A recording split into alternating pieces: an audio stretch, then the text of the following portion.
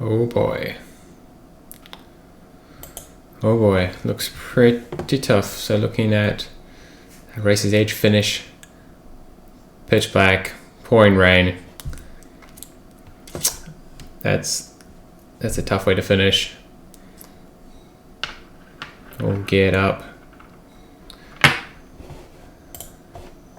Everyone looks pretty happy. Even they look pretty stoked to finish. Some great pictures here on Instagram. Everyone looks pretty happy at the finish. Can't complain. Can't complain. Here's a picture of navigating on the final packraft. Really cool. Really cool. So the North Island doesn't quite have that epicness that the South Island does with the big valleys and high mountains. But this is pretty cool. I think it's less about the kind of majesty of the terrain and more about the interestingness. Well, the South Island's got both, but the North Island is still interesting. I think that's what we're seeing here. So that's cool. I wanted to have a look at the trek. So currently I've got the clock wound back 24 hours. And I wanted us to have a quick look at the progress of these, the back half of the field, you could say. Probably about half. We're still on the trek. A lot of people who have maybe lost a team member, so they're unofficial. But the 3 are still allowed to continue, or they've been short-coursed, as marked by the little yellow on the bibs. This is the past 24 hours winding forwards. So you could see there was a lot of hunkering down overnight. In fact, people barely moved overnight, and I don't think the weather was great. People just hunkered down, didn't make any progress. And then they've had a go throughout the day to get off, get out of the Kaimanawas, and some people have made some progress, but others have not really got that far. Looking at team number 37 here at the rear,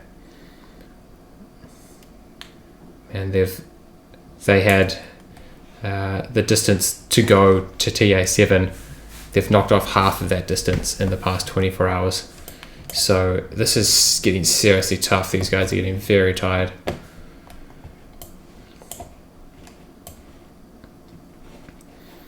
The other thing I wanted to look at on the trek is the navigation bloopers.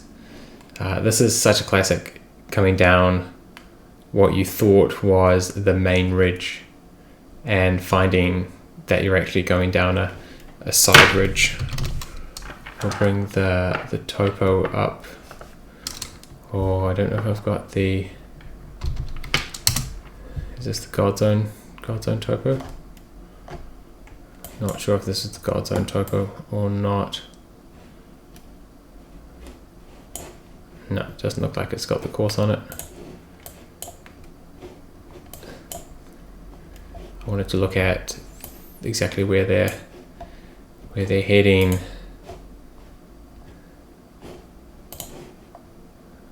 Is it this guy? I think so. The previous range in the middle here on this guy. So people are coming round on this range here and drifting down this ridge line. It's very broad on the tops here, and you can see how easily that would be to do at night time. You're getting tired, you're not paying close attention to the compass, and you're drifting 90 degrees off, even more than 90 degrees, 120 degrees off in this case.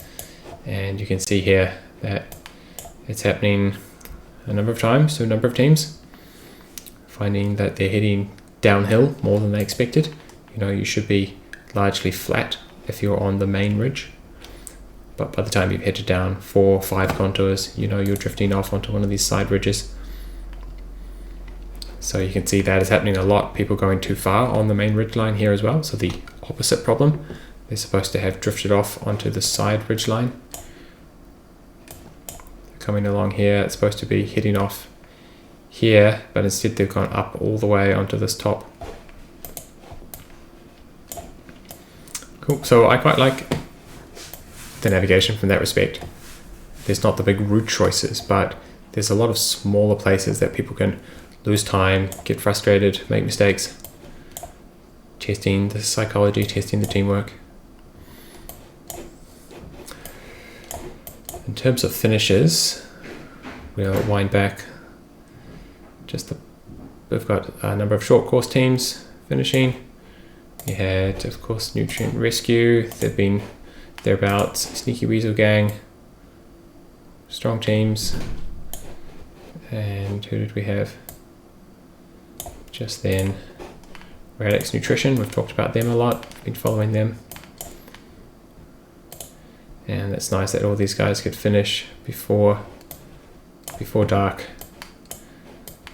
But everyone else who's still out on the course, looks like 39 close to finishing. They'll finish in the dark.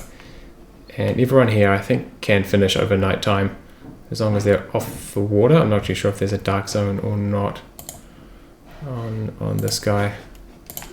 We should check that out.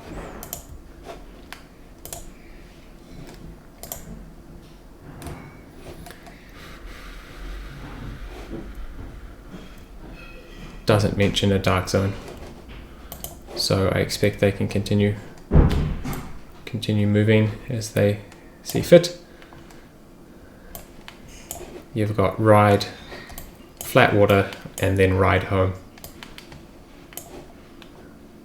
So hopefully they can finish that 100 or so kilometers from Kinloch to Rotorua. But I expect, is there a dark zone on the lake?